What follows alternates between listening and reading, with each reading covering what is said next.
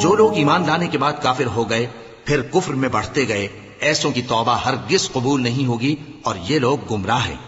جو لوگ کافر ہوئے اور کفر ہی کی حالت میں مر گئے، وہ اگر نجات حاصل کرنی چاہیں اور بدلے میں زمین بھر سونا دیں تو ہرگز قبول نہیں کیا جائے گا۔ ان لوگوں کو دکھ دینے والا عذاب ہوگا اور ان کا کوئی مددگار نہیں ہوگا۔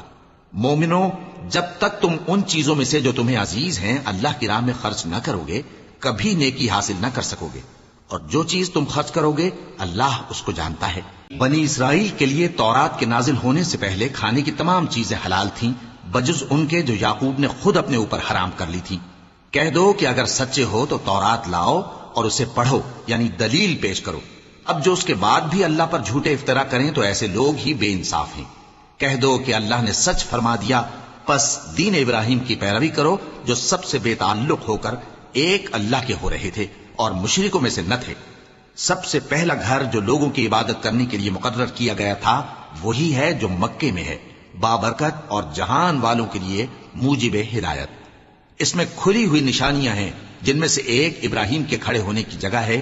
جو شخص اس مبارک گھر میں داخل ہوا اس نے امن پا لیا، اور لوگوں پر اللہ کا حق یعنی فرض ہے کہ جو اس گھر تک جانے کا مقدور رکھے وہ اس کا حج کرے، اور جو اس حکم کی تعمیل نہ کرے گا تو اللہ بھی اہل عالم سے بے نیاز ہے۔